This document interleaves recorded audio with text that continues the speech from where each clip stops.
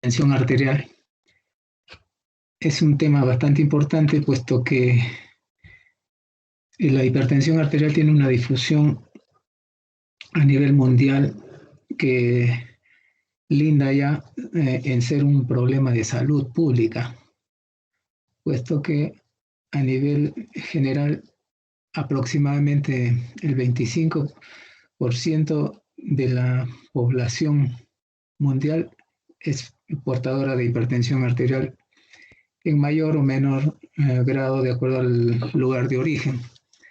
Así en nuestro país hay zonas que tienen una incidencia aproximadamente del 10%, generalmente en las zonas de la selva, y en las zonas de la costa, en el Callao, llega hasta el 25%. En Arequipa aproximadamente es un 18% de incidencia. Entonces es un padecimiento bastante importante en su presentación.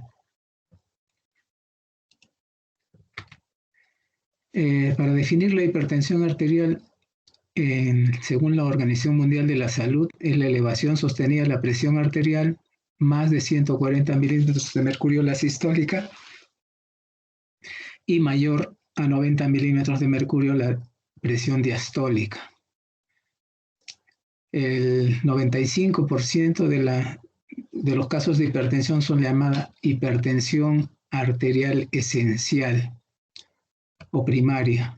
En este caso, no hay una causa conocida de la hipertensión arterial.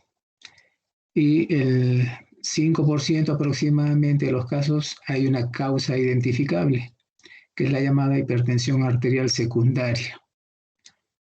Entonces, el 95% de la población va a tener este grado de presión esencial, llamada hipertensión arterial esencial. El 5% es la llamada hipertensión arterial secundaria.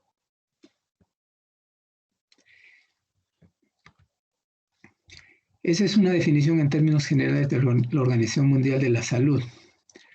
La clasificación que nosotros tenemos como referencia del Comité Nacional Conjunto para la Detección y Diagnóstico y Tratamiento de la Hipertensión Arterial ha clasificado la presión en diferentes estadios. Hablamos de una presión arterial normal con sistólicas menos de 120 y diastólicas menores a 80. Un estado prehipertensivo con sistólicas entre 120 y 139 y 80, 89. Y la hipertensión grado 1 y grado 2, de acuerdo a las sistólicas entre 140 159, 90 99, o sistólicas mayor de 160 y diastólicas mayor de 100.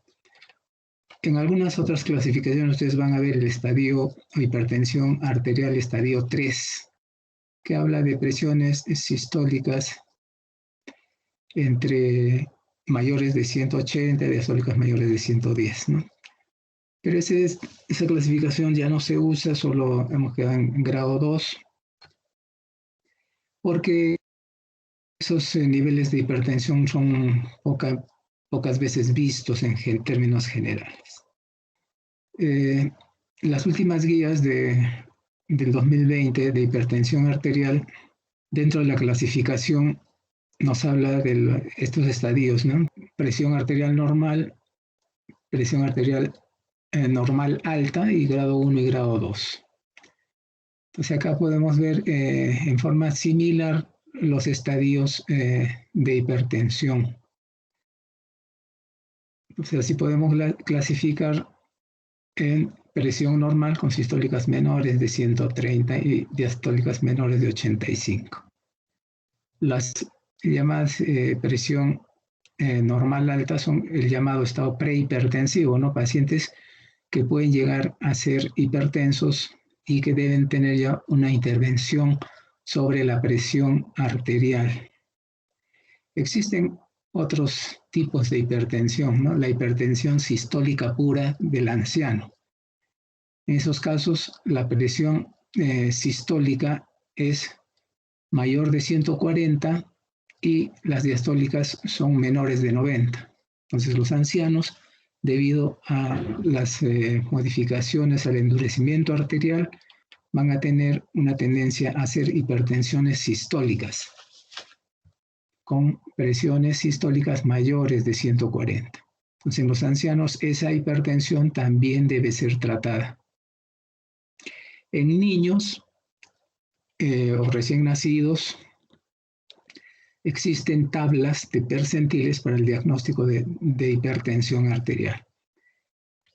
También en niños hay que tomar la presión arterial. Entonces, para establecer la hipertensión tenemos que ir a las tablas, ¿no? De acuerdo a la edad, aparecen las presiones mayores en el percentil 99. Dentro de los criterios para el diagnóstico de hipertensión, existen varios criterios. Si es que esta presión es tomada en el consultorio, si esta presión es tomada mediante el monitoreo ambulatorio de la presión arterial, o si es una tomada en el domicilio o la llamada automedición de la presión arterial.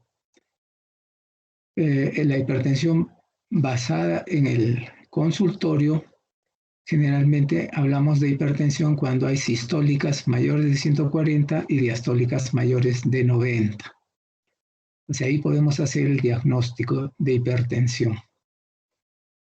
Cuando hacemos el monitoreo ambulatorio de presión arterial, o también llamado MAPA en español, monitoreo ambulatorio de presión arterial, que es un equipo que se coloca en el paciente y hace una toma continua de presión arterial con mediciones cada 15 a 30 minutos durante las 24 horas, y podemos establecer otros criterios de hipertensión.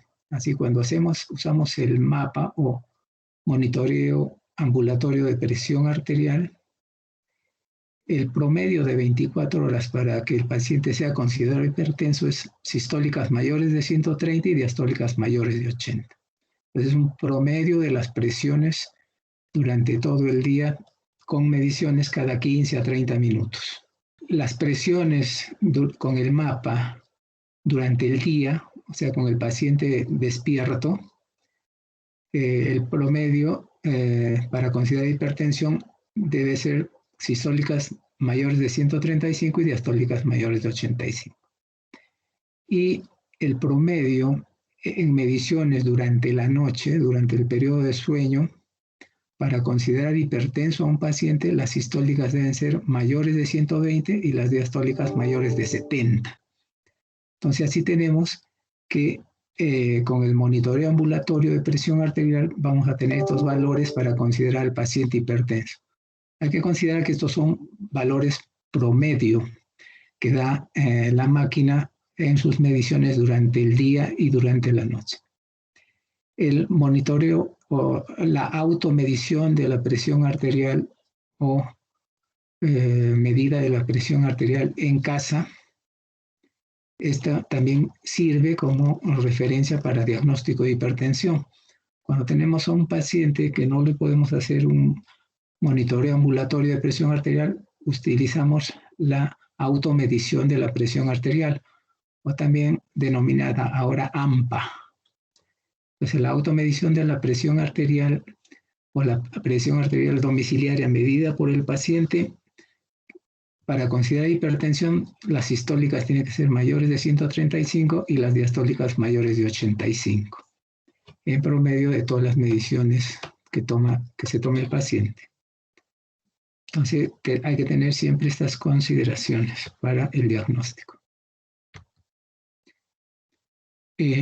Existen recomendaciones para la medida de la presión arterial en el consultorio. Entonces, hay ciertas condiciones que debemos observar. En general, las condiciones del ambiente tienen que ser un ambiente con una temperatura confortable, no mucho calor ni mucho frío, alrededor de 22 grados de temperatura. Antes de la medición, el paciente no debe haber fumado, no debe haber ingerido cafeína ni hacer ejercicio, por lo menos 30 minutos antes. La vejiga debe estar vacía y debe permanecer sentado y relajado por lo menos 3 a 5 minutos previos a la toma de la presión arterial. El paciente no debe moverse o hablar durante la medida y entre las mediciones.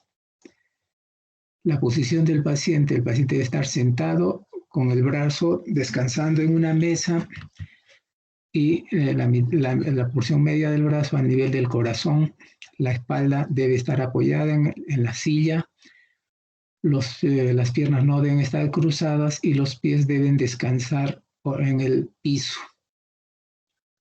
El dispositivo que vamos a utilizar se ha estandarizado actualmente que debe ser un tensiómetro electrónico validado. Entonces, y la medición debe ser en el miembro superior. También, alternativamente, se puede utilizar otros dispositivos auscultatorios también validados, como un tensiómetro anaeroide de esos de reloj, o un esfigmomanómetro de mercurio. Aunque también en algunos países ya han sido descartados los tensiómetros de mercurio por el efecto contaminante del mercurio, ¿no? La medición auscultatoria debe ir desde el primer ruido de Korotkov hasta el quinto ruido de Korotkov, ¿no? La sistólica es el primer ruido y la diastólica el quinto de Korotkov. El tamaño del manguito. El tamaño del manguito debe estar acorde a la circunferencia del brazo del paciente. El manguito debe cubrir por lo menos 2/3 de la circunferencia del miembro, el manguito del bladder, y por lo menos también 2/3 de la longitud del paciente, ¿no? Manguitos muy pequeños sobreestiman la presión. Se puede dar presiones mucho más mayores, o manguitos muy grandes también infraestiman la presión. Para la presión auscultatoria, los dispositivos, el bladder debe cubrir por lo menos 75 a 100% de la circunferencia del brazo. Y para los dispositivos electrónicos debe estar de acuerdo a las instrucciones del fabricante, ¿no? El protocolo de la medición de presión. En cada visita debe por lo menos tomar 3 mediciones con 1 minuto de diferencia entre ellas. Se debe calcular el promedio de las 2 medidas, por lo menos de 2 medidas. Si la presión es menos de 130/85, no necesita pues medidas adicionales, ¿no? La interpretación, por lo menos, la presión arterial debe ser tomada cuando se toma una presión en 2 a 3 visitas, por lo menos mayor de 140/90, se hace el diagnóstico de hipertensión arterial, ¿no? Cuando es la medida en el consultorio. Por lo menos 2 a 3 visitas con presiones mayores de 140/90 nos indica hipertensión. Hay algunas recomendaciones, ¿no? Cuando decimos que es la medida óptima de la presión arterial, por lo menos la medida debe ser realizada en ambos miembros superiores, simultáneamente si es posible, que a veces es un poco difícil. Puede haber una diferencia mayor de 10, la diferencia entre ambos brazos generalmente es menos de 10 milímetros de mercurio, ¿no? Una diferencia entre ambos brazos es posible que se presente, y lo normal es que sea menos de 10 milímetros de mercurio, ¿no? Si la diferencia entre ambos brazos es más o mayor de 10 milímetros de mercurio, debe repetirse las medidas. Y para referencia, como presión, se debe tomar el brazo que tenga la mayor presión arterial.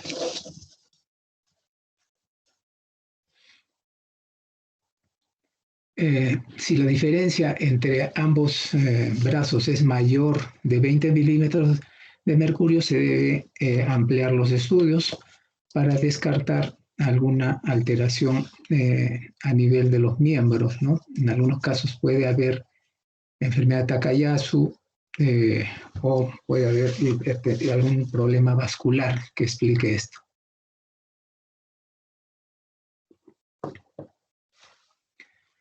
También debe realizarse la medida después de 1 minuto y luego de 3 minutos cuando hay síntomas que sugieren hipotensión postural, generalmente en pacientes ancianos.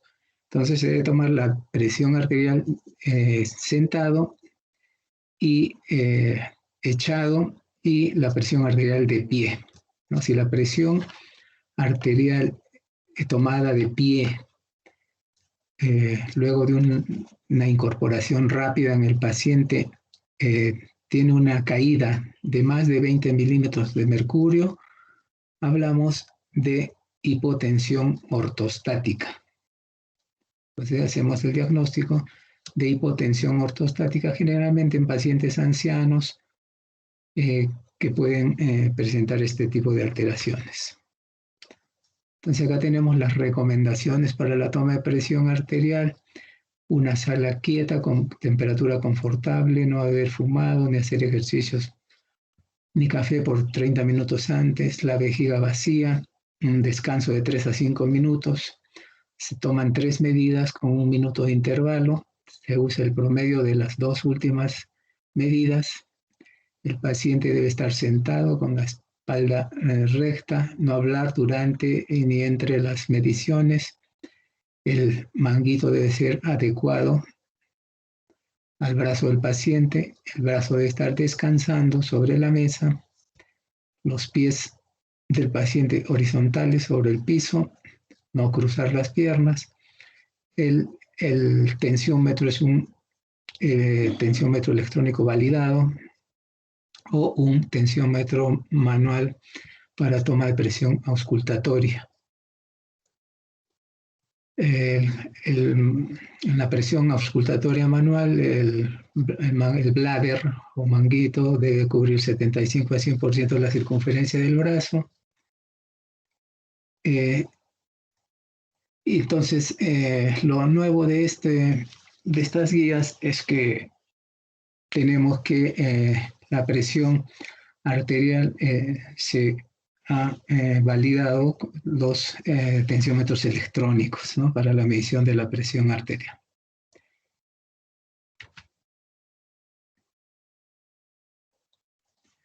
Entonces acá tenemos algunas recomendaciones para el plan que vamos a tener de acuerdo al nivel de presión arterial que detectemos en el consultorio.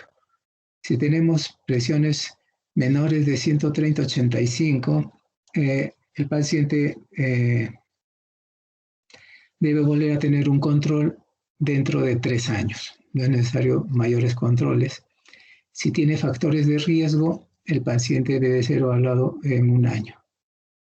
Si la presión sistólica es entre 130 a 159 y la diastólica entre 85 a 99, se debe confirmar con las mediciones de presión arterial domiciliaria del paciente, ¿no? Aquí se debe descartar que se trate de una hipertensión arterial de bata blanca o hipertensión enmascarada. Entonces, esta medición debe ser repetida por lo menos en 2 a 3 visitas, o indicarle al paciente que se tome la presión arterial, la automedición de la presión arterial o presión arterial domiciliaria 2 veces al día, en ayunas y por la noche, por lo menos durante 10 días, que la anote y que nos traiga la referencia. Que hay que recordar que existe la llamada hipertensión de bata blanca. Esta hipertensión de bata blanca es aquel paciente que durante el examen clínico en el consultorio presenta cuadro de hipertensión arterial, o sea, presiones mayores de 140/90. Y generalmente fuera del consultorio el paciente tiene presiones arteriales normales. Entonces, son los llamados cuadros de hipertensión de bata blanca, que es una reacción tensional al examen producido por el médico. Entonces, para el diagnóstico de hipertensión de bata blanca, generalmente se usa la medición ambulatoria de presión arterial, o monitoreo ambulatorio de presión arterial, o MAPA, o la automedición de la presión arterial, ¿no? La hipertensión arterial enmascarada es aquel paciente que durante el examen físico en el consultorio presenta cuadros de presión arterial normal. O sea, el paciente durante el examen clínico tiene presiones arteriales normales, pero fuera del consultorio el paciente tiene episodios de presión arterial. Entonces, cuando le tomamos la presión en el consultorio, la encontramos normal. Y en las mediciones con el monitoreo ambulatorio de presión arterial o con la automedición de presión arterial, vamos a encontrar que este paciente tiene presión arterial. Entonces, esos casos son casos importantes que hay que dilucidar. Cuando el paciente tiene presiones sistólicas más de 160 y diastólicas más de 100, generalmente estos pacientes ya son hipertensos, pero se debe confirmar dentro de unos días o semanas la presión arterial. Se dice cuando tenemos presiones sistólicas mayores de 160 y diastólicas mayores de 100, ya se puede iniciar tratamiento médico.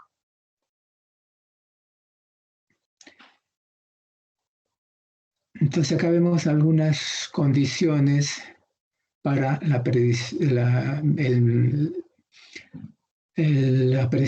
automedición de la presión arterial y el monitoreo ambulatorio de presión arterial.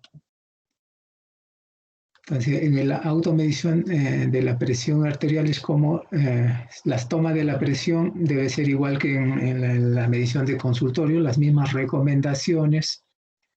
Los dispositivos también que se pueden utilizar son dispositivos de tipo electrónicos, el manguito, el protocolo. Para la medición o automedición de la presión arterial se realiza antes de la visita al consultorio del paciente. Durante 3 a 7 días, monitorizar la presión en la mañana, antes de tomar el tratamiento, y por la tarde. Se debe hacer 2 medidas en cada ocasión, después de 5 minutos de estar sentado en reposo. Y pacientes deben hacer 1 o 2 mediciones por semana o por mes. El promedio de la presión arterial, la automedición de la presión arterial, para declarar hipertensión arterial, la sistólica debe ser más de 135 y la diastólica más de 85. El monitoreo ambulatorio de presión arterial también se coloca el equipo de monitoreo ambulatorio y el paciente debe realizar sus actividades de rutina normalmente, evitar las actividades extenuantes. El brazo debe estar relajado durante cada medición. Durante 24 horas el equipo va grabando cada 15 a 30 minutos de intervalo presiones arteriales, y por lo menos debe haber 20 tomas válidas de presión arterial durante el día. Acá ya hablamos de esto. Durante el monitoreo ambulatorio de presión arterial, la sistólica durante el día, presiones mayores de 130, 80, nos habla de hipertensión. En promedio, ¿no? El promedio total. Durante el día, las presiones sistólicas más de 135, 85 nos habla de hipertensión, y durante la noche las presiones mayores de 120, 70 nos indican hipertensión. riesgo cardiovascular de nuestros pacientes va a incrementarse de acuerdo a las comorbilidades o los parámetros que tengamos de estos pacientes. Por ejemplo, si el paciente tiene factores de riesgo o tiene daño de órgano blanco o alguna enfermedad, como enfermedad coronaria, diabetes, enfermedad renal, etcétera, el riesgo del paciente se incrementa de acuerdo a las presiones arteriales que tiene. Si el paciente tiene una presión normal alta, ¿no? Sistólica entre 130 y 139, 85, 89, puede tener bajo riesgo si no tiene otros factores de riesgo, pero si tiene daño de órgano blanco, que es enfermedad renal, diabetes o enfermedad cardiovascular, el riesgo se incrementa. Igual manera, si tenemos un paciente hipertenso en grado 1, pero sin factores de riesgo, el grado o riesgo del paciente es de bajo grado. O sea, de acuerdo a las enfermedades concomitantes, aumenta el riesgo cardiovascular del paciente. Existen varias drogas o sustancias y productos que inducen a hipertensión arterial. Hay que tener en cuenta esto siempre que diagnosticamos presión arterial o hipertensión arterial en un paciente.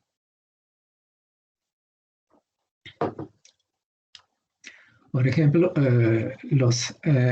las drogas antiinflamatorias no esteroideas incrementan la presión arterial. Por ejemplo, se ha visto 3 veces de incremento de presión con el uso de Celecoxib y con el uso de AINES no selectivos. Entonces, los AINES producen incremento de la presión arterial. Con aspirina no se ha visto este efecto de incremento de la presión arterial. Los AINES también pueden antagonizar los efectos de los antagonistas de los receptores de angiotensina y de los beta bloqueadores. Los AINES pueden incrementar la presión cuando se usa antagonistas de los receptores de angiotensina o inhibidores beta bloqueadores. El uso de drogas anticonceptivas orales también es importante para el desarrollo de hipertensión.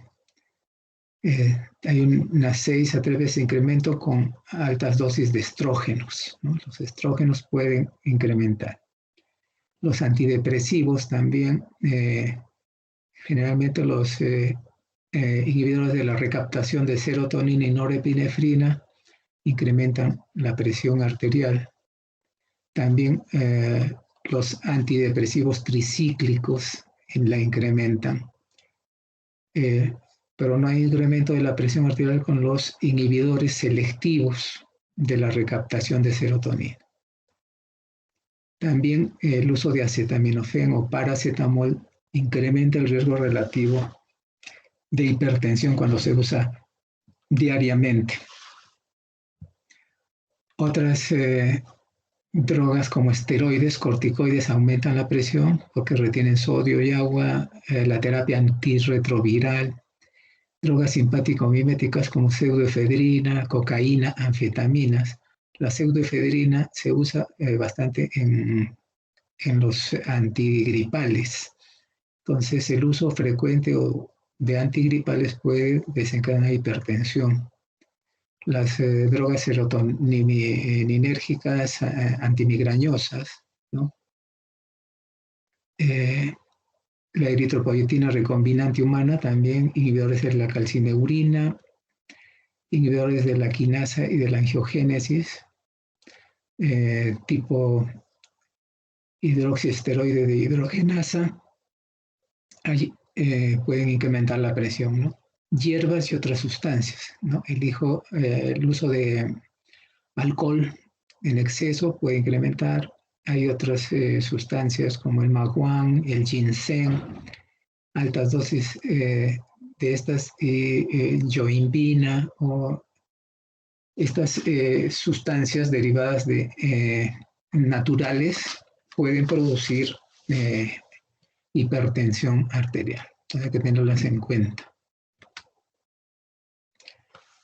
Las manifestaciones clínicas de la enfermedad realmente, la hipertensión no da síntomas, ¿no? Se le dice una enfermedad silenciosa. Puedes tener presión alta sin tener ninguna molestia. En algunos casos puede un gran grupo de estos pacientes, 60% de los hipertensos, ignoran tener presión arterial.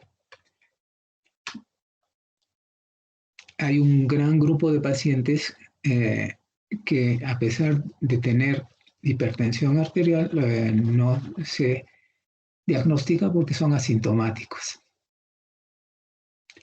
Y se dice que de los pacientes diagnosticados, generalmente solo el 30% están tratados. O sea, de este 60% de diagnosticados, el 30% están tratados. Y de esos 30% tratados, la tercera parte está bien tratados, es decir, que tienen controlada la presión arterial. Puede haber en algunos casos cefaleas, mareos, pero son muy inconstantes. El único dato para el diagnóstico de la hipertensión y para el tratamiento es el control de la presión arterial.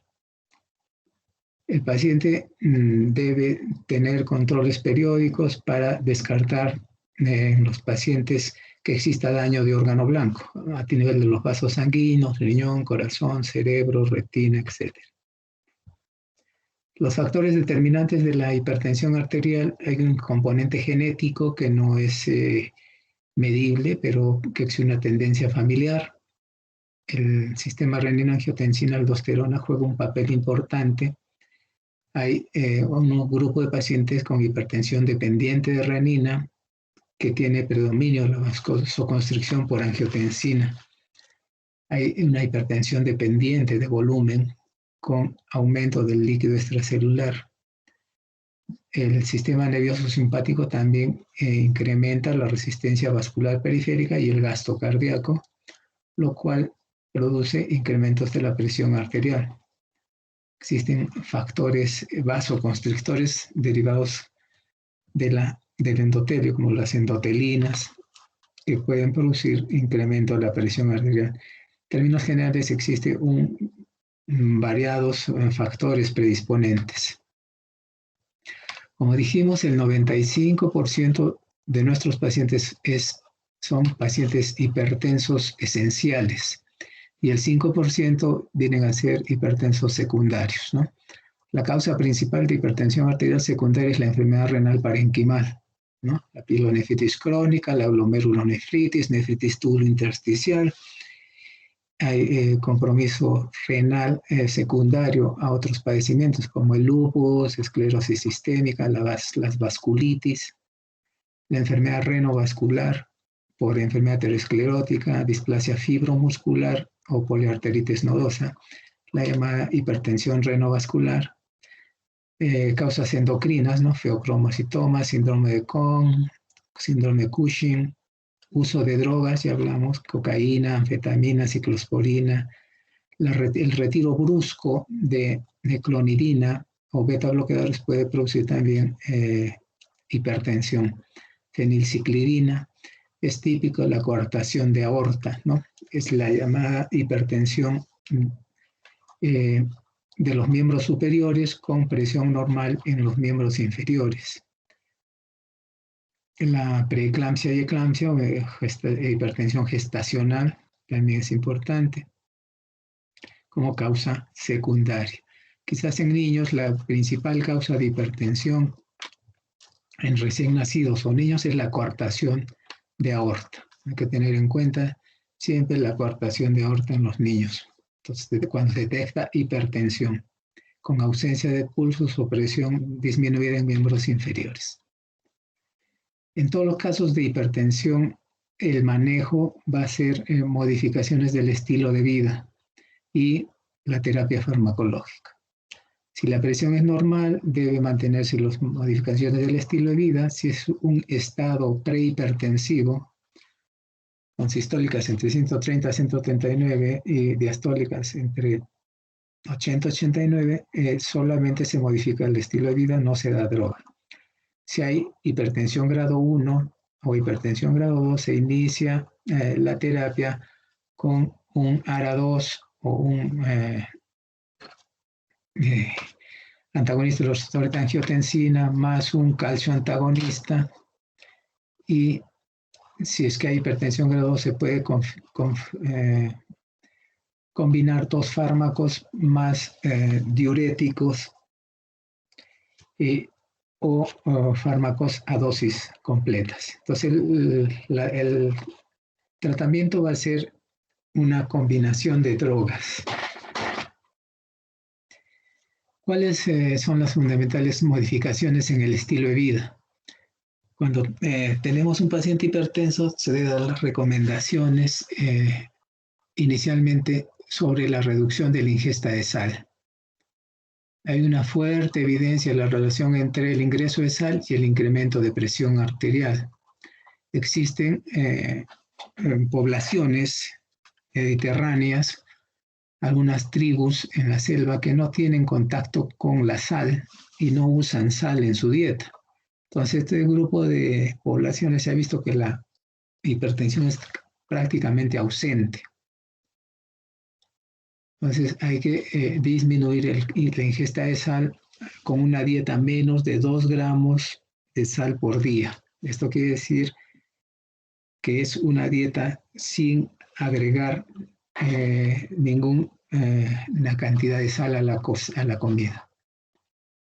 Las llamadas dieta saludable, ¿no? Muchos dicen que es una dieta saludable, todos dicen yo como sano, como saludable, pero es una dieta rica en granos, vegetales, frutas, grasas poliinsaturadas, reducir la ingesta de azúcar, reducir la ingesta de grasas trans, y puede haber la llamada dieta DASH, ¿no? Que es una dieta recomendada, ustedes la pueden ubicar por internet, esta dieta DASH, que generalmente con incremento de comida de vegetales, y se ha visto que estos generalmente muchos vegetales que reducen la presión arterial.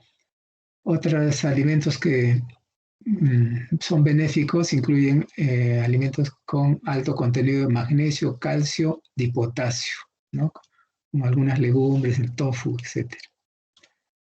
Bebidas saludables, también un moderado consumo de café, té verde o té negro, otras bebidas que pueden beneficiar, algunos tipos de té y cocoa. Moderado consumo de alcohol. El consumo de alcohol debe ser disminuido porque hay una asociación directa entre hipertensión y el elevado consumo de alcohol. El límite recomendado para el día son 2 medidas estándar, quiere decir más o menos 2 onzas de ingesta por día, no más de esto. 10 gramos de alcohol es una bebida estándar. Se puede utilizar en general un vaso de cerveza, un vaso de vino o una medida de whisky. Reducción de peso. También el control de peso es importante para evitar la obesidad. Hay que manejar fundamentalmente la obesidad abdominal con la medición del perímetro abdominal, que debe ser menos de 90 en varones adultos y menos de 80 en mujeres, 80 centímetros. El índice de masa corporal también debe ser usado para establecer el peso adecuado para el paciente con un índice de masa corporal menos de 25. También Se pueden hacer otras mediciones de las medidas en los brazos. Dejar de fumar, también hay una relación directa entre el fumar y el cáncer de pulmón. El paciente debe dejar de fumar. Actividad física regular, se prefiere la actividad aeróbica que los ejercicios de resistencia. Entonces, mejor es caminar, trotar, que hacer pesas o levantar peso. Una moderada actividad aeróbica, como caminar, hacer ciclismo, yoga o natación, 30 minutos por día por 5 a 7 días por semana. Con un entrenamiento con intervalos de entrenamiento de alta intensidad. Entonces se hace descansos con periodos de rápida intensidad de ejercicio aeróbico. Reducir el estrés, también el estrés es importante para el desarrollo de hipertensión arterial. Hay algunas medidas complementarias como medicinas tradicionales. Se pueden utilizar algunas medicinas tradicionales, en algunos países existen, se aceptan que pueden utilizarse. También reducir la exposición a la polución del aire y las temperaturas frías, ¿no? El efecto de la polución, hay algunos estudios que infieren mucho sobre el desarrollo de hipertensión. Entonces, para resumir, los cambios en el estilo de vida va a ser ejercicio aeróbico, ¿no? 30 minutos por día por 5 a 7 días por semana, consumo moderado de alcohol, bajar de peso, dejar de fumar, alimentos ricos en potasio, calcio, vitamina D, pobres en sodio. El cambio en el estilo de vida produce una disminución de la presión en un grado comparable al observado con el uso de un medicamento antihipertensivo. Puede bajar hasta 10 milímetros de mercurio la presión sistólica y mejora y potencia la respuesta al tratamiento farmacológico. Entonces, cuando tenemos ya establecido el diagnóstico de hipertensión, vamos a iniciar el tratamiento con los cambios en el estilo de vida. Si el paciente tiene presiones sistólicas, ¿no?, entre 140, 159, 90, 99, hablamos de estadio grado 1, acá vemos lo esencial y lo óptimo, ¿no?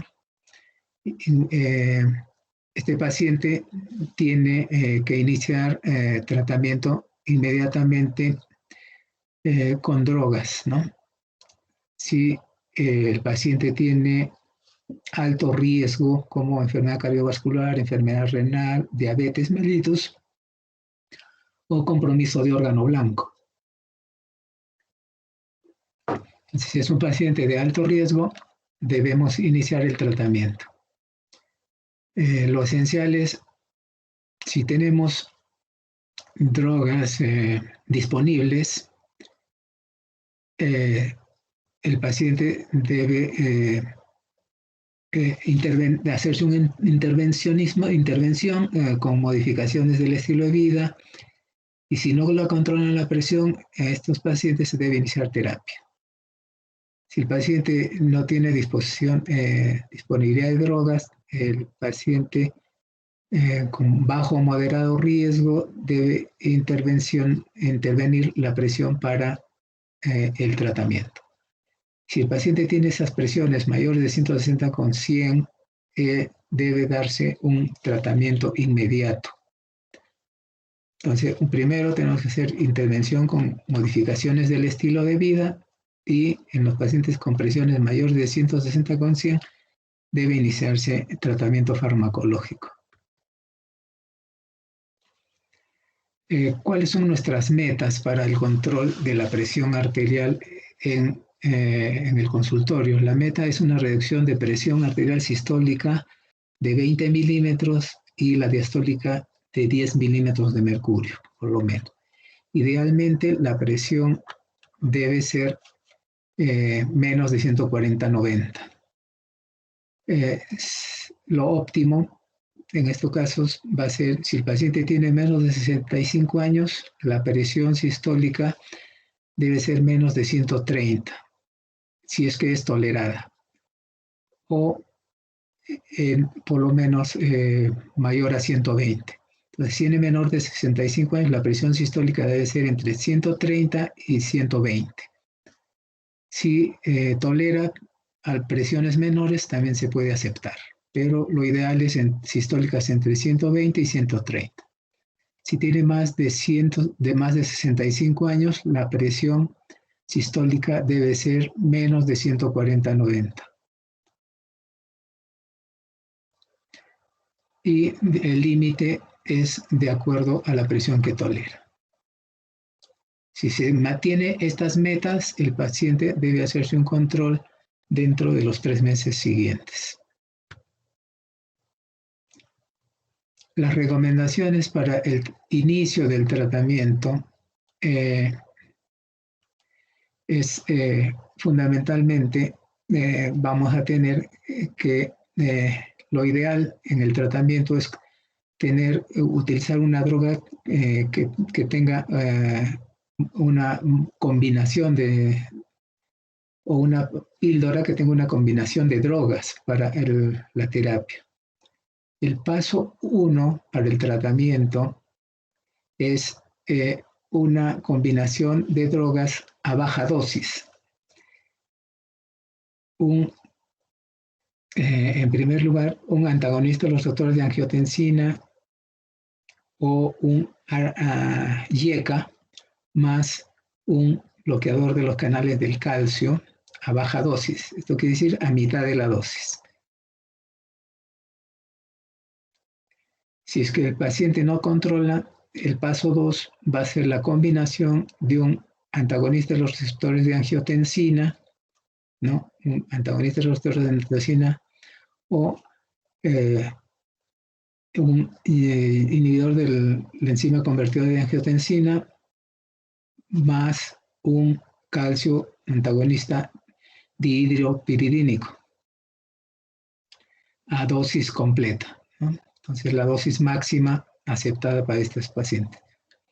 Y paso 3, si el paciente no controla la presión, va a ser la triple combinación, un IECA o un ARA2 más un calcio antagonista más un diurético. Acá el diurético que se prefiere es la clortalidona, ¿no? Diurético tiacídico, tipo clortalidona o hidroclorotiazida. Y paso 4, si el paciente no controla con estas medidas a dosis plenas, se habla de una hipertensión resistente. Entonces, se debe agregar a esta triple combinación una espironolactona u otra droga. Entonces, tenemos el paciente que no controla con 3 drogas, se continúa a dosis plenas con un ARA2 o un IECA, más un calcio antagonista, más un diurético tipo tiacídico, y se agrega espironolactona a dosis de 12.5 a 50 miligramos por día. Si no se controla con esto, se debe agregar una dosis de una droga alternativa, ¿no? Que incluye amilorida, doxazosina, esplerenona o clonidina o un beta bloqueador. Entonces, estas son la secuencia de drogas para iniciar el tratamiento. Los beta bloqueadores en el tratamiento de hipertensión arterial deben utilizarse cuando hay una condición específica para su uso, como insuficiencia cardíaca, angina, postinfarto de miocardio, fibrilación auricular o pacientes jóvenes con mujeres jóvenes que están pensando embarazarse.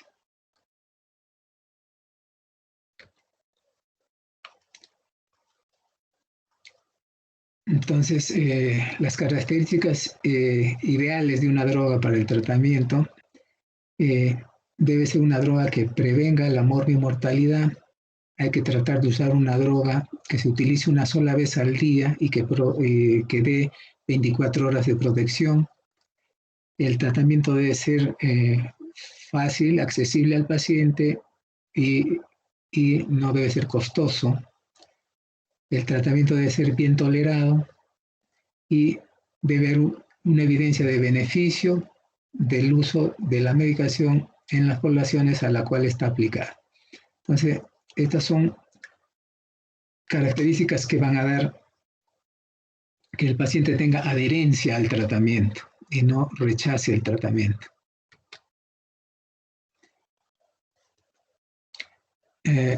Entonces, hay algunos comorbilidades. No todos los pacientes tienen hipertensión arterial y algunas otras comorbilidades.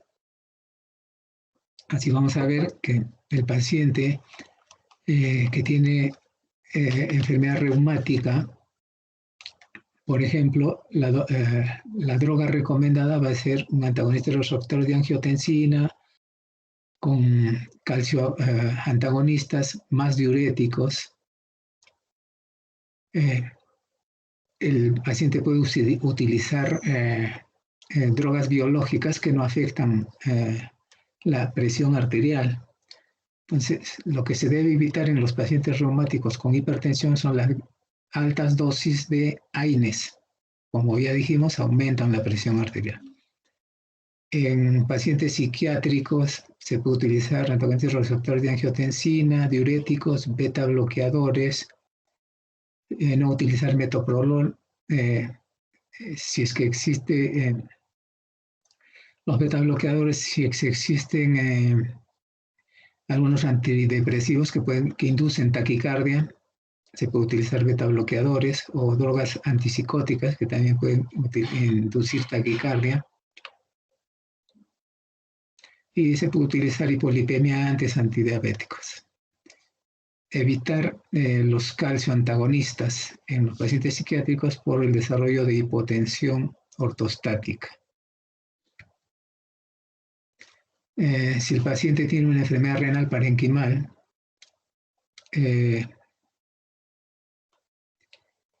hallazgos vamos a tener, ¿no?, en la hipertensión secundaria? La hipertensión secundaria, dijimos, es el 5% de todos los pacientes. Y en estos casos de hipertensión secundaria vamos a ver qué medidas diagnósticas podemos aplicar, ¿no? Si el paciente tiene enfermedad renal parenquimal, por ejemplo, hay que buscar la historia familiar, buscar proteinuria, hematuria, leucocituria, disminución de la depuración de creatinina, ecografía de riñones. Si tiene aldoteronismo primario, vamos a buscar síntomas de hipocalemia, como debilidad muscular, calambres, tetania. Evaluar la hipocalemia inducida por diuréticos, confirmar con test de supresiones, una tomografía de suprarrenales o una muestra venosa de suprarrenales. Si hay estenosis de la arteria renal, hay que buscar soplos abdominales y soplos en otras arterias como carotidias, femorales. También hay una prueba que es la caída de la filtración glomerular, más de 30% después de la exposición a IECAS o antagonistas receptores de angiotensina, donde pues están contraindicados los IECAS o antagonistas receptores de angiotensina en estenosis de la arteria renal. La presencia de factores de riesgo de flash o de edema pulmonar.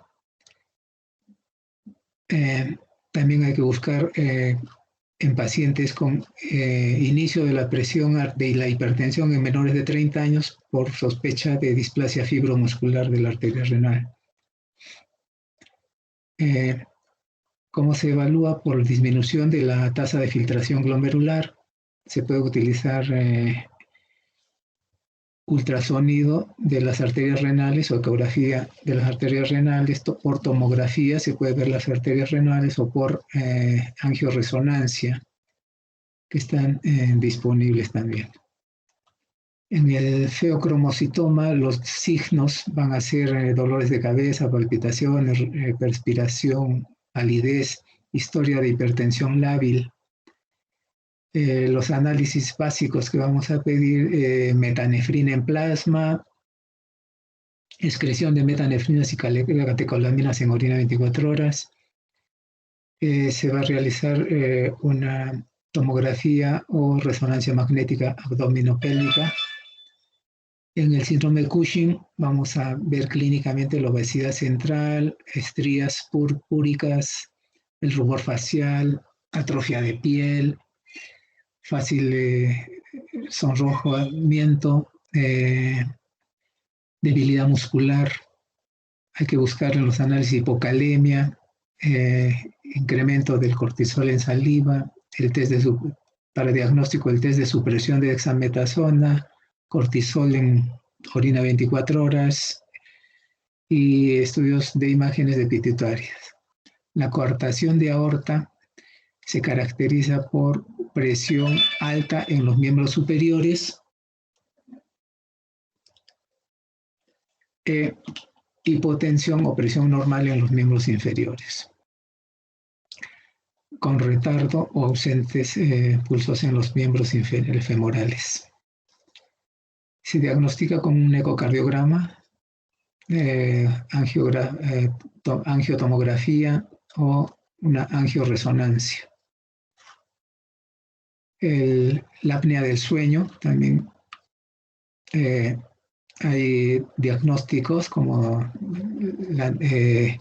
que podemos utilizar desde el punto de vista clínico. La polisomnografía es útil para el diagnóstico.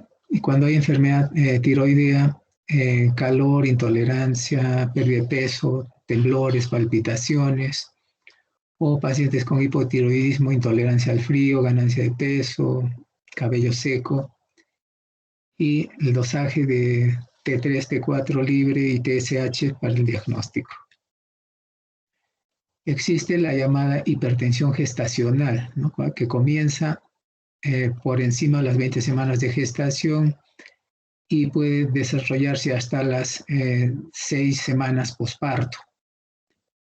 Existe la hipertensión preexistente asociada a la hipertensión gestacional con proteinuria. La llamada preeclampsia es hipertensión con proteinuria más de 300 miligramos en 24 horas. La eclampsia es hipertensión del embarazo con cefalea, disturbios visuales, dolor abdominal, náusea, vómito, bajo gasto urinario, y el tratamiento que requiere es un parto inmediato. Y el síndrome HELP, el caso de hemólisis con enzimas hepáticas elevadas y plaquetopenia. El tratamiento también es el parto inmediato para controlar la enfermedad. Existe un grupo llamado de emergencias hipertensivas que requieren una inmediata baja de la presión arterial. Y existe otro grupo de pacientes que tienen urgencias hipertensivas. Entonces, lo que hay que diferenciar, lo que es una emergencia hipertensiva de una urgencia hipertensiva. La emergencia hipertensiva es un proceso de hipertensión arterial sistólica mayor de 160, diastólicas mayores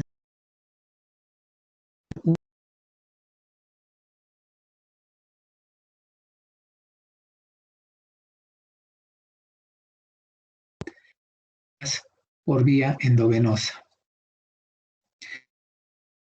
de manifestación.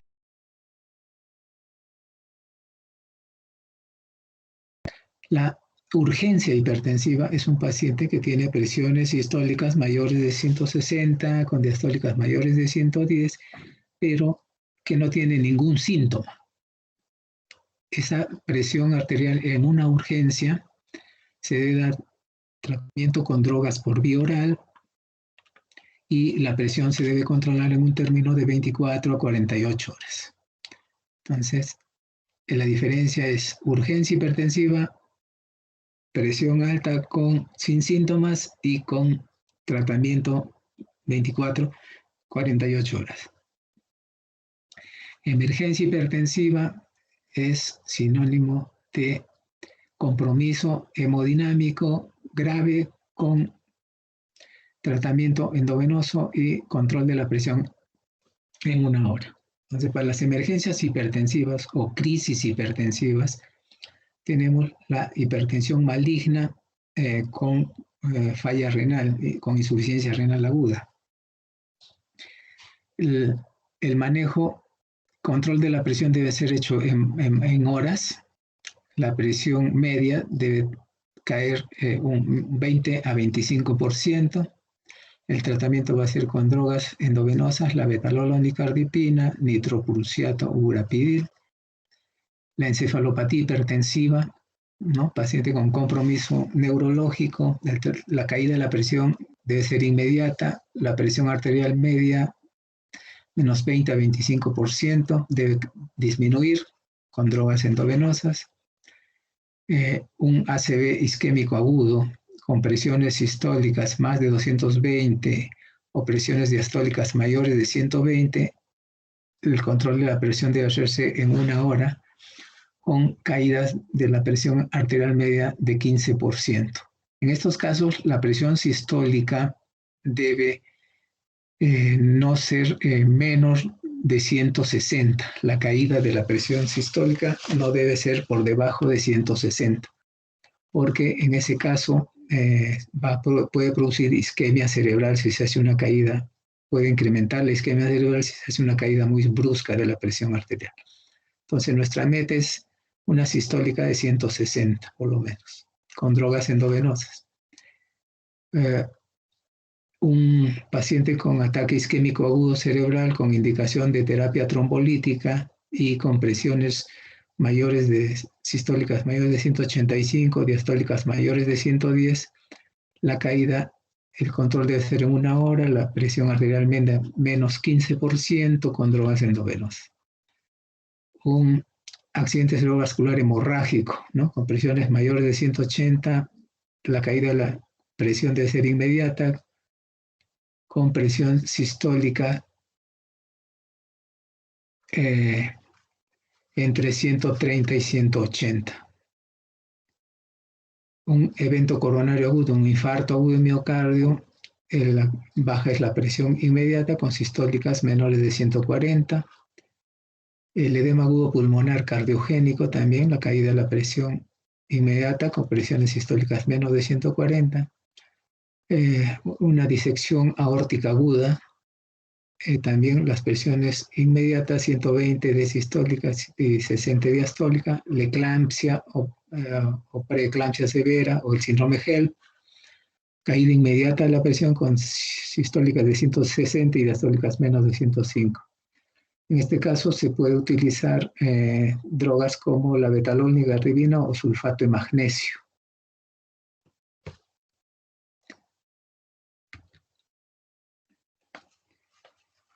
Entonces, nuestras metas de hipertensión arterial, ya hemos visto, nuevamente vamos a revisar cuando se hacen las medidas en consultorio, como si la presión es normal, se puede medir en 1 año, si la presión es normal alta, se puede utilizar mediciones, controles de presión arterial, y hacer mediciones en 2 a 3 visitas. Si el paciente tiene más de 140/90, también se debe hacer nuevas mediciones de presión arterial. Hay que evaluar en su historia clínica si es que no hay drogas que inducen a la hipertensión, si no hay daño de órgano blanco, evaluar el riesgo cardiovascular del paciente, evaluar signos y signos de hipertensión secundaria. Entonces, en la evaluación hay que buscar estos problemas, hacer dosaje de sodio, potasio y creatinina, lípidos, glucosa, orina, un electrocardiograma de 12 derivaciones y test adicionales si hay sospecha de daño de órgano blanco secundario de hipertensión, ¿no? de acuerdo al órgano que se sospecha.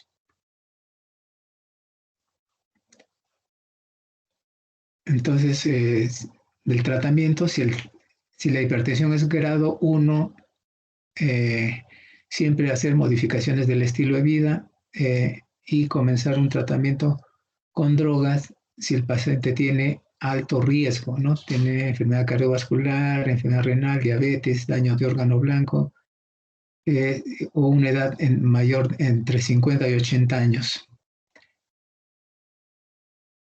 Entonces, este es nuestro primer intervencionismo. Si es un paciente con un grado 2 de hipertensión, comenzar el tratamiento inmediatamente y continuar con las modificaciones del estilo de vida. Los pasos para la terapia con drogas, se puede usar cualquiera de las drogas disponibles a las dosis que se tiene. Considerar monoterapia en pacientes de bajo riesgo, ¿no? Un paciente que no tiene ninguna comorbilidad se puede utilizar monoterapia, o hipertensión grado 1 en pacientes mayores de 80 años o pacientes frágiles, ¿no? Entonces, o se puede utilizar una dosis diaria con una píldora que tenga combinación de drogas. En pacientes de raza blanca, se puede utilizar bajas dosis de YECAS, ARA2 o calcio antagonistas. Se puede incrementar a la dosis total, agregar tiazidas, agregar espironolactona o agregar una cuarta droga como clonidina. Si son pacientes negros, de raza negra, utilizar bajas dosis de antagonistas receptores de angiotensina, calcio antagonistas o calcio antagonistas más tiazídicos. No utilizar YECAS en pacientes de raza negra porque tienen resistencia al tratamiento con YECAS. Entonces, nuestra meta del monitoreo de la presión va a ser reducir la presión sistólica de 20 milímetros de mercurio y la diastólica 10 milímetros de mercurio, idealmente menos de 140-90, individualizar en los pacientes ancianos basado en su fragilidad, ¿no? El paciente, la sistólica en los ancianos debe ser entre 120, 130 y menor si es que es tolerada. Monitoreo de la presión arterial dentro de los 3 meses, efectos indeseables de las drogas o adherencia a largo tiempo. Entonces, hay muchos efectos indeseables que vamos a ver después que pueden condicionar que el paciente deje el tratamiento. Entonces, ahí, si la presión arterial no se controla con todas estas medidas, el paciente debe ser derivado a un especialista en manejo de hipertensión arterial. Acá tenemos casi lo mismo. Este es también lo mismo del tratamiento. La relación entre calcio y vitamina D en la hipertensión. La dieta baja en calcio da mayor riesgo de hipertensión. La dieta elevada en calcio y en vitamina D disminuye el riesgo de hipertensión. Acá tenemos los puntos de acción de las drogas antihipertensivas, los YECAS a nivel de la transformación de angiotensina 1 a angiotensina 2. Ahí existen varios puntos donde pueden intervenir los procesos que producen hipertensión. Entonces, en términos generales, la hipertensión es un desbalance entre los factores que producen contracción y relajación a nivel de la musculatura lisa, predominando los factores que producen constricción, como angiotensina 1, endotelinas, contra los factores vasodilatadores, ¿no? Óxido nítrico, prostaglandinas, calcio. Los puntos de acción de las drogas, ¿no? Tenemos acá como las drogas de acción central actúan a nivel de los bloqueantes ganglionares, otros que tienen acción a nivel del sistema nervioso central, como clonidina, metildopa, los beta bloqueadores que tienen efecto a nivel renal y cardiovascular, la espironolactona, que es un antagonista de la aldosterona a nivel renal, los diuréticos que favorecen la excreción de sodio y cloro y agua, los antagonistas de la renina, tenemos en alquirén, algunas de las que ya no se usan, inhibidores de la enzima convertidora de angiotensina, los antagonistas de los receptores de angiotensina 2, como los sartán, los alfa bloqueadores que actúan a nivel periférico, los calcio antagonistas que tienen acción directa sobre la vasculatura, los óxido nítrico endotelina 1 que actúan sobre los vasos, sobre la resistencia periférica. Entonces tenemos todos los puntos de acción de las drogas que utilizamos en el tratamiento de la hipertensión. Dentro de los fármacos útiles en el tratamiento de la hipertensión arterial tenemos los diuréticos como clortalidona, hidroclorotiazida, los inhibidores del sistema renina-angiotensina y los YECAS, captopril, enalapril, ramipril, los antagonistas de los receptores de angiotensina, los sartán, candesartán, valsartán, irbesartán, hay una gran gama actual, bloqueadores de los canales del calcio, nifedipino, amlodipino, son no dihidropiridínicos, inhibidores del sistema nervioso simpático, prazosin, metoprolol, inhibidores del tono simpático central metildopa, clonidina, vasodilatadores directos, hidralacina o nitrocruciato de sodio. Entonces, ¿por qué está justificado el tratamiento antihipertensivo? Porque los aumentos de la presión sistólica y diastólica aumentan el riesgo de sufrir complicaciones de órgano blanco. El objetivo es reducir la presión a menos de 140/90 y reducir la morbimortalidad, ¿no? El ACV, el infarto y la insuficiencia cardíaca, que son las complicaciones de la hipertensión. Vamos a repasar un poco de las drogas antihipertensivas. Entonces, en primer lugar, los diuréticos, como tiacídicos, como clortalidona, hidroclorotiazida, inhiben el transportador de sodio y cloro a nivel del túbulo distal, disminuyen la reabsorción y aumentan la excreción de sodio y cloro, ¿no? Disminuyen la retención de agua, disminuyen el volumen sanguíneo, disminuyen el gasto, disminuyen la resistencia periférica y disminuyen la presión arterial. Entonces tiene un efecto natriurético moderado y sostenido y es útil como antihipertensivo. Disminuyen el líquido intersticial, el retorno venoso, la presión arterial. Los efectos adversos farmacológicos de los diuréticos pueden producir hiponatremia e hipopotasemia. Entonces hay que controlar el sodio y el potasio, fundamentalmente con espironolactona, ¿no? Que puede producir incrementos de potasio. Espironolactona pues, tiene un poco efecto diurético, pero sí tiene un efecto antagonista de la aldosterona que está aumentada en la hipertensión arterial e incrementa, retiene potasio. Entonces no se recomienda en pacientes con potasio mayores de 4.5 a 5. Hay que controlar, hacer controles de potasio en estos pacientes que reciben espironolactona. Hiperglicemia, pueden incrementar la glucosa, incrementan el ácido úrico. Entonces los diuréticos antihipertensivos tiacídicos están contraindicados en la gota. Con dosis bajas, generalmente de 12.5 miligramos, tienen un poco efecto diurético y más es su efecto antihipertensivo. La clortalidona tiene un efecto hasta de 47 horas, con una vida media de 47 horas, entonces tiene un efecto prolongado. Hidroclorotiazida tiene una vida media alrededor de 24 horas. También son drogas de efecto prolongado.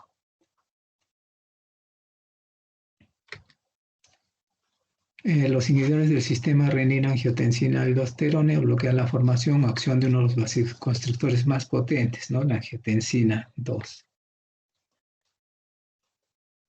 Entonces acá tenemos los inhibidores de la enzima convertidora de angiotensina, captopril, enalapril, ramipril, etc.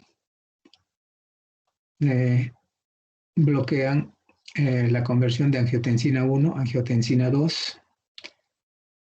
La caída de la angiotensina 2 disminuyen los niveles circulantes de angiotensina 2, disminuye la angiotensina 2, por lo que sus efectos van a disminuir. Entonces, disminuyen el gasto la actividad del sistema nervioso simpático, aumentan la vasodilatación del músculo liso, aumentan los niveles de bradiquinina, que es un vasodilatador, disminuyen la producción de aldosterona y disminuyen la retención de sodio y agua, por lo que disminuyen la precarga y la poscarga, y cayendo la presión arterial e incrementando el gasto cardíaco. La caída de angiotensina 2 disminuye el tono simpático, la secreción de aldosterona, aumenta la bradiquinina, disminuye el sodio y agua, disminuye la resistencia periférica. Pueden mejorar el gasto cardíaco y la contractilidad cardíaca. Captopril también es un protector cardíaco y renal. Los pacientes viven más cuando usan YECAs. Entonces se dice así que todo diabético debe tener un YECA en su tratamiento por el efecto protector cardíaco y renal. Algunas reacciones adversas farmacológicas, los YECAs disminuyen la presión arterial de personas normotensas. Si le das a un paciente que no es hipertenso, también le puede caer la presión arterial. Producen hipotensión de primera dosis, ¿no? Entonces puede producir riesgo de síncope. Retienen potasio, pueden producir hiperpotasemia. Entonces hay que supervisar los niveles de potasio. Es fetotóxico, está contraindicado en el embarazo absolutamente. Produce tos seca, ardor de garganta. Entonces la tos es uno de los efectos más indeseables, más importantes. Está contraindicado en insuficiencia renal, pues puede desencadenar insuficiencia renal aguda. El edema angioneurótico puede presentarse en algunos pacientes. Entonces hay que preguntarse si toma YECA cuando vemos un paciente con edema angioneurótico. Entonces los principales efectos son la tos, la hipercalemia, retención de potasio, un ras cutáneo, puede producir hipotensión a un grado leve de fiebre en algunos casos. La tos inducida por YECA puede estar involucrado el aumento de bradiquinina y sustancia P. Entonces, la bradiquinina puede estimular la producción de prostaglandinas y su acumulación producir la tos. Los antagonistas receptores de ARA2 o ARA2, tenemos el más antiguo, los sartán, candesartán, telmisartán. Son antagonistas selectivos de los receptores de angiotensina 1 y antagoniza las acciones periféricas de la angiotensina 2, reduce la resistencia periférica, reduce la hipertrofia cardíaca y pueden tener todos los beneficios de los YECAs por su acción a niveles secuenciales, ¿no? Están contraindicados también durante el embarazo. Los efectos adversos pueden producir cefalea, mareo, y hay que tener precaución en los pacientes que conducen o manejan maquinaria pesada. Tenemos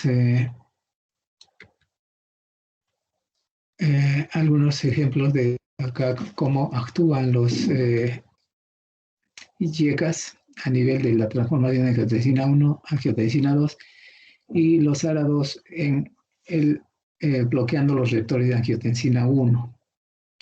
Entonces tienen efectos secuenciales, ¿no? Pueden tener pues los mismos efectos sobre disminuir la hiperplasia, disminuir la hipertrofia, pueden producir efecto vasodilatador directo, actúan contra la retención de sal, disminuyendo la aldosterona y la reabsorción de sodio. Entonces casi tienen los mismos efectos. Bloqueadores de los canales del calcio, nifedipina, amlodipino, diltiazem, verapamilo, bloquean los canales lentos en las coronarias y vasos periféricos. Tiene un efecto directo sobre las arterias y venas. Tienen vasodilatación y disminuyen la presión total sistólica, diastólica y media. Un efecto adverso es el estreñimiento. Pueden producir bochorno, cefalea, un poco de mareo. Es indicado en la hipertensión en pacientes con asma, diabetes, enfermedad coronaria, enfermedad vascular periférica. Se administran por vía oral. Existen y se definen formulaciones de liberación prolongada. Los efectos adversos de los canales, de los antagonistas de los canales del calcio: dispepsia, estreñimiento, ya dijimos, dolor muscular, fatiga. El verapamil está contraindicado en pacientes con insuficiencia cardíaca congestiva porque tienen efecto inotrópico negativo. Entonces, sus efectos: constipación, vértigo, dolor de cabeza, fatiga, hipotensión. Los inhibidores del sistema nervioso simpático: prazosina, metoprolol, metildopa y clonidina. Casi prazosina no se usa. Los beta bloqueadores sí son bastante usados, y dentro de los inhibidores del tono central está metildopa y clonidina. Un antiadrenérgico alfa 1 de acción central, prazosina, que por el momento no está disponible, solo lo mencionamos como referencia. Los antagonistas de los receptores beta o beta bloqueadores, como atenolol, metoprolol, disminuyen la frecuencia cardíaca, la contractibilidad y el gasto cardíaco. Inhiben la liberación de renina. Tiene por su efecto antagonismo de beta 1 en el aparato extraglomerular. Tienen un efecto de primer paso. Tienen una latencia de varios días en el inicio de su acción. Entonces tienen que pasar primero por el hígado para poder actuar. Entonces demoran 24 o 48 horas en tener su efecto completo. Está indicado en pacientes menores de 60 años con hipertensión no complicada o cualquier edad, en pacientes con insuficiencia cardíaca, enfermedad coronaria o infarto. Es un agente adicional para casos de hipertensión descontrolada, ¿no? Entonces, al bloquear los receptores beta 1 en el corazón, producen una caída del gasto, caída de la resistencia periférica. Al inhibir la renina, disminuye la angiotensina 2, disminuye la aldosterona, disminuye la retención de sodio y agua y disminuye la presión arterial total. Los efectos adversos de los bloqueadores beta son la bradicardia, producen caída del HDL, aumentan los triglicéridos. La supresión brusca puede provocar hipertensión de rebote. El propranolol también se utiliza por su acción selectiva beta 1 y beta 2 en el temblor esencial, en el hipertiroidismo.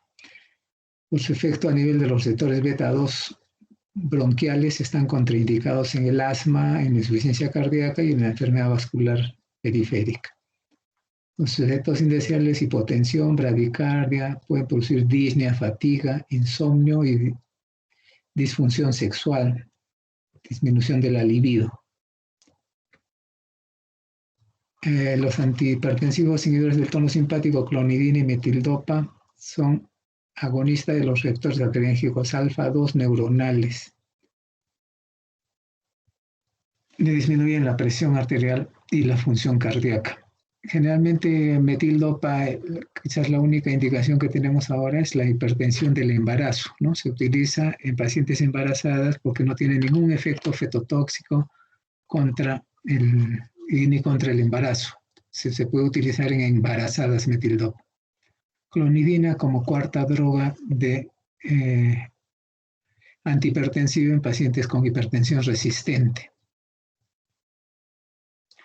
Clonidina son agonistas alfa 2 centrales, producen hipertensión por disminuir la actividad del sistema nervioso simpático. Es útil en la hipertensión resistente a otros fármacos con daño renal. Metildopa actúa mediante su metabolito, la metilnoradrenalina. Ninguno es antihipertensivo de primera línea, ¿no?, por sus efectos indeseables. somnolencia, sequedad de boca, hipertensión de rebote al suspender el tratamiento con clonidina y anemia hemolítica con metildopa. Vasodilatores directos, hidralacina, nitroprusiato de sodio. El nitroprusiato de sodio es una droga endovenosa para uso en crisis hipertensivas. Se transforma en óxido nítrico que estimula la guanidil ciclasa con producción de GMP cíclico. Tiene un efecto vasodilatador arterial y venoso directo, rápido. Es útil en emergencias hipertensivas. Tiene un efecto que inicia a los 5 minutos y al retirar también el efecto se retira en aproximadamente 10 minutos. Tiene un efecto adverso, produce taquicardia refleja, hipotensión por sobredosis. No se administra por vía oral, solo es endovenoso.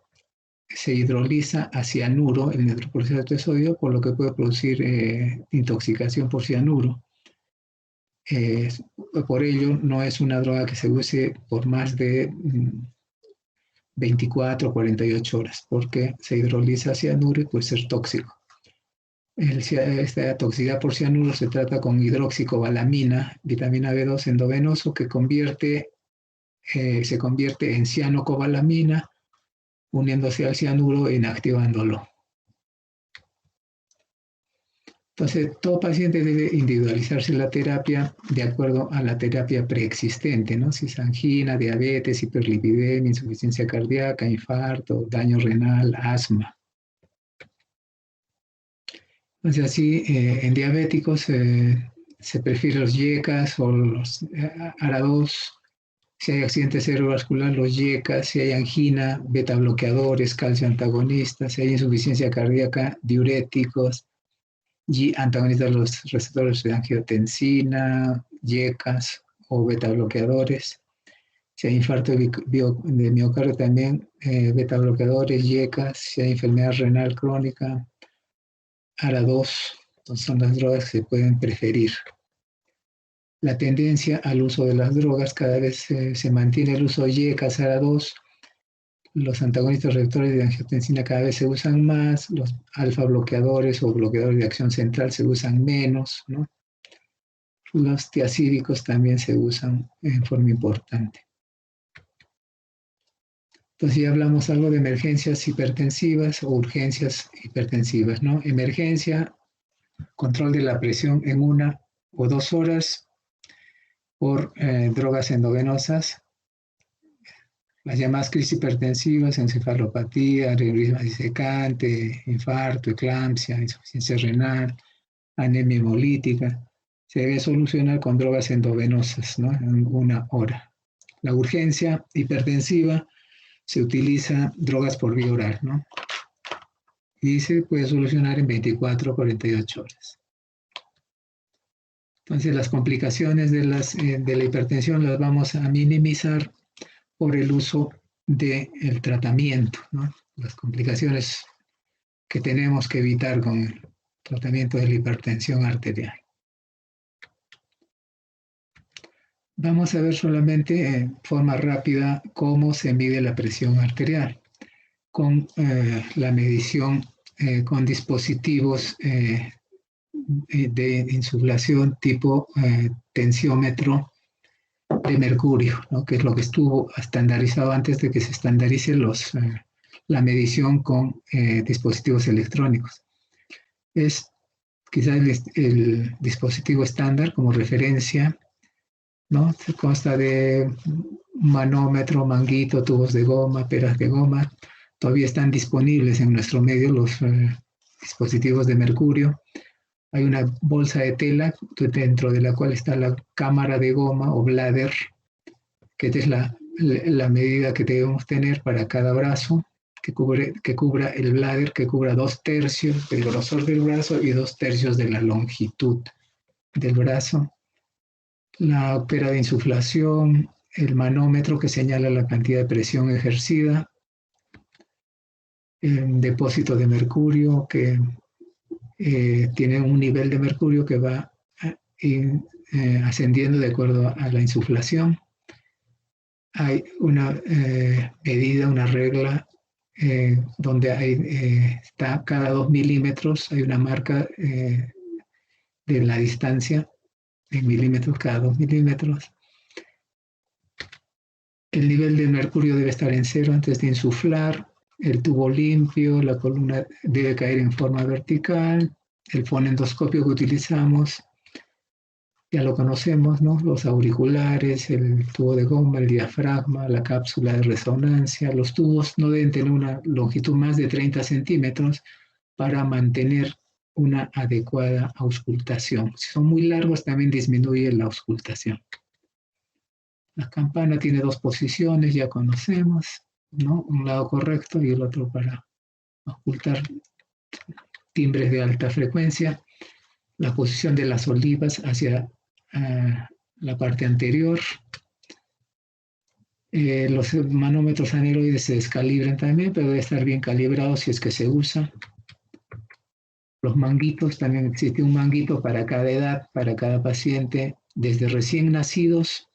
No existen manguitos para recién nacidos, para preescolares, escolares, adultos, ¿no? Se debe seleccionar un manguito. El perímetro es alrededor de 30%, 2/3 del brazo debe ser cubierto por el manguito, se puede medir. El manguito en casos de pacientes muy obesos con un brazo de un diámetro muy aumentado, se puede tomar la presión en el antebrazo.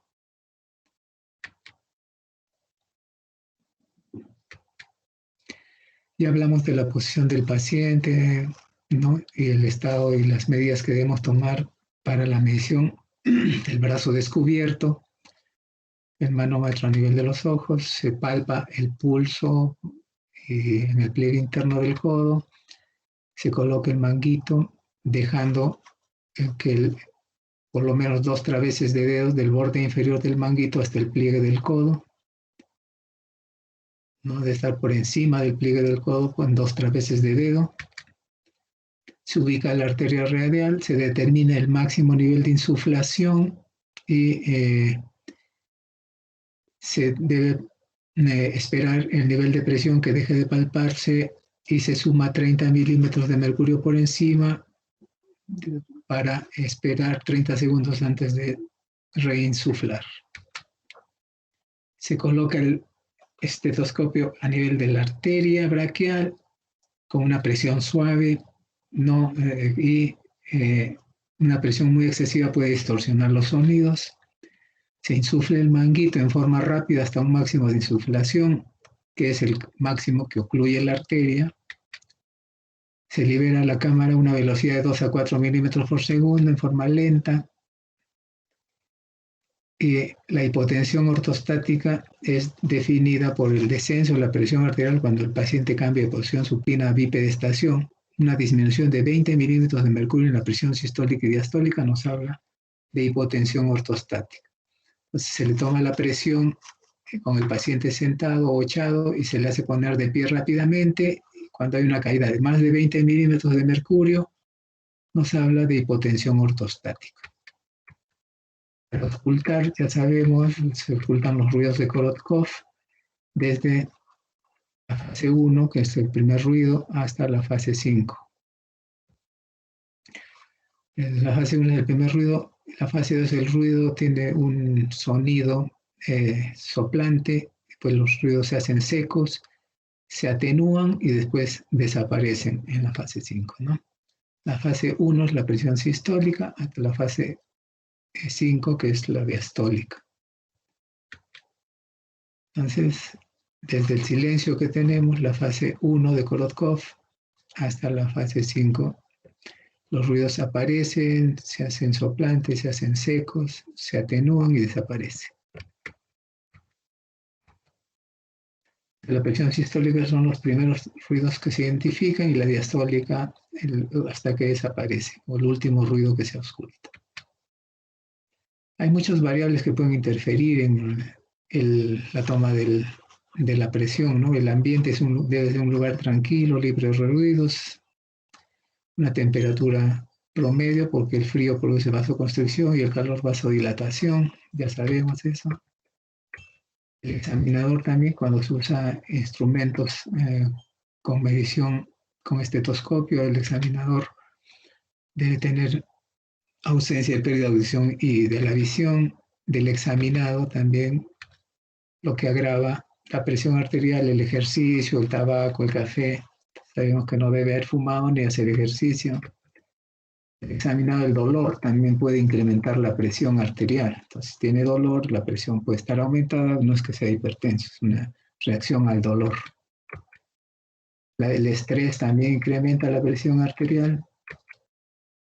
La distensión vesical también incrementa la presión arterial. El uso de medicamentos, ya hablamos, inhaladores, antigripales, AINES, pueden incrementar la presión. El instrumento también, hay aparatos defectuosos, mal calibrados, con tubos con fugas, con tubos sucios, etc. Errores frecuentes en la toma de presión arterial: no poner el estetoscopio por debajo del manguito, ubicar el fonendoscopio por debajo del manguito, sino por fuera. Otras veces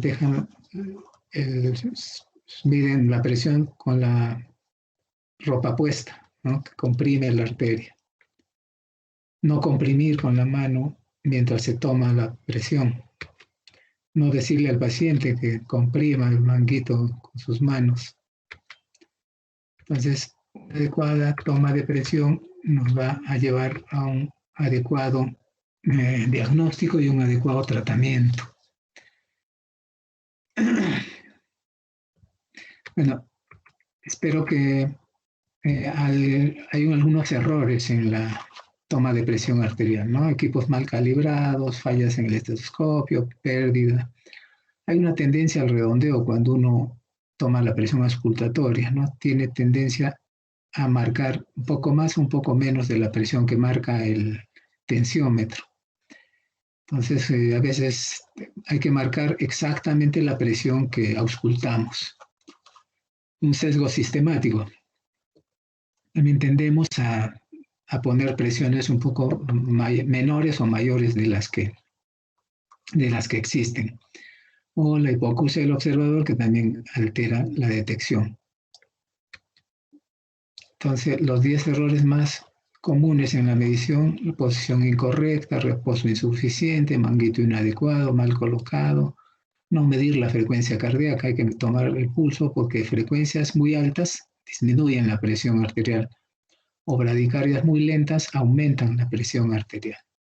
Estetoscopio mal ubicado, inflado excesivo, velocidad de deflexión muy rápida, reinflado durante la medición.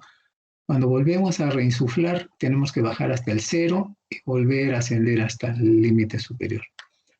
La toma de una medición única también es malo, ¿no? Ya sabemos, debemos hacer 2 a 3 medidas con 1 minuto de diferencia y tomar un promedio de las 2 últimas medidas.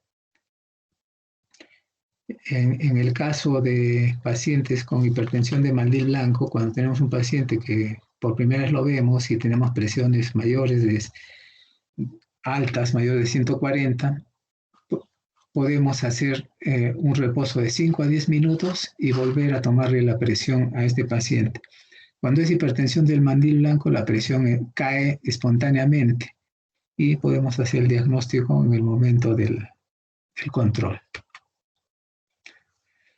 Bueno, muchachos, si tuvieran alguna pregunta, hasta acá es un tema bastante largo, es un tema con muchos detalles. Solamente yo creo que acá la lección de hoy debe ser recordada.